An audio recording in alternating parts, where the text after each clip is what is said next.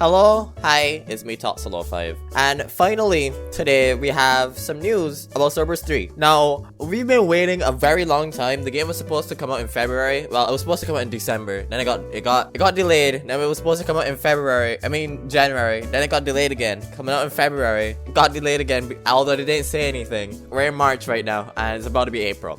They finally said something though. Abstract Alex finally said something on what's going on with the game.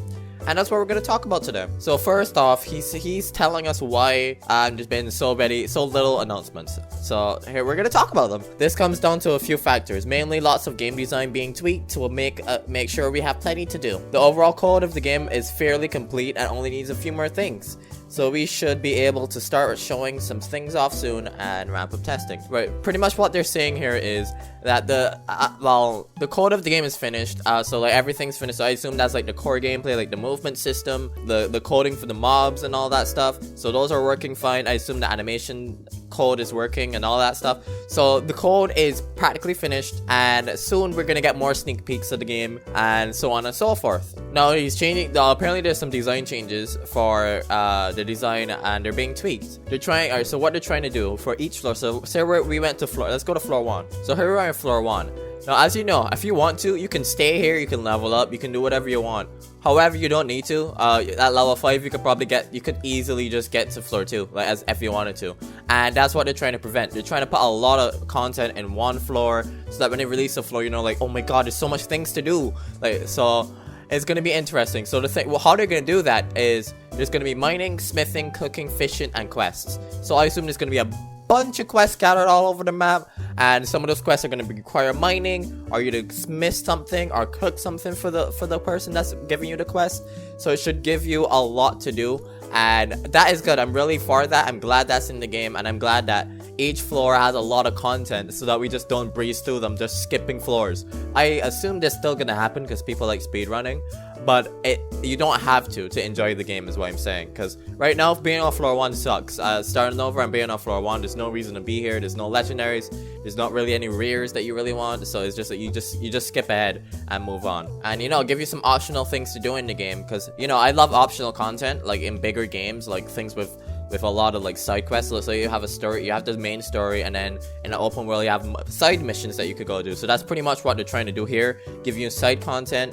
I assume there's going to be lore with these quests and all that stuff, so it's going to be interesting. I really hope they do add lore to this game though, because then it's pointless. So now we have skills. So if you don't know what skills are, the skills are the burst skills, these skills right here. So you got this, well, this one is new. They're useful now. I don't know what Alex is talking about, but I mean, I think he's talking about when he made the game and when he worked on the game for a few months. So, but anyways, these are the skills. So this is a skill right here. This is a skill.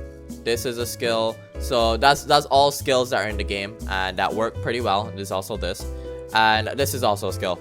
So there's a lot of skills, but he's trying to play a bigger role. So I assume it's gonna be more like but like World 0. They're called bursts, and well, burst skill. I mean, they're already called burst skills here. I don't know why you didn't just call them burst skills, but they're called bursts, and so they're gonna be elements. So like what we knew already, the stuff we already knew. So there's gonna be like fire, ice, rock, probably like it's gonna be elemental stuff. So there's gonna be enemies with like ice powers, and then maybe if you have like fire, you do more damage to ice enemies. Stuff like that. And if you find a water enemy as I don't know, like as fire, then you want to do much damage to it. So it's gonna be really interesting to see what they do with it, and I'm really excited about it. They say, alright, finally the game released. When is the game gonna finally be in our hands? Now at the current pace, it looks like they'll be testing in April. So next month they'll be testing the game out, seeing what bugs they have to fix, you know, seeing what polishing they can do.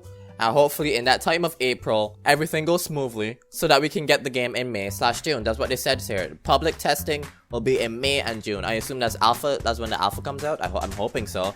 I hope that's not just a random test like when we did that demo. That is what is gonna be interesting. I don't know.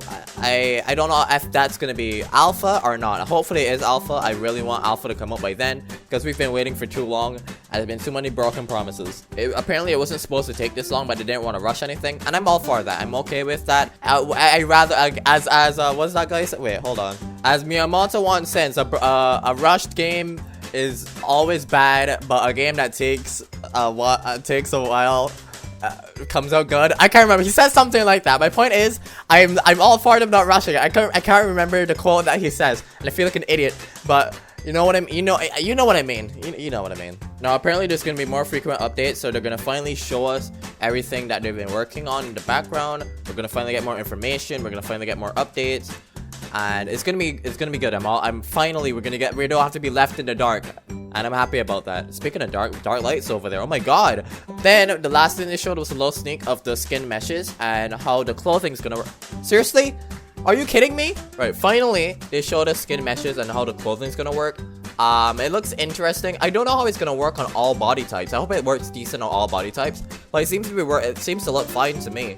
So hopefully it works on like my body type, or if somebody wants to be a blockier character or like a skinnier character, or those Roblox 3.0 characters.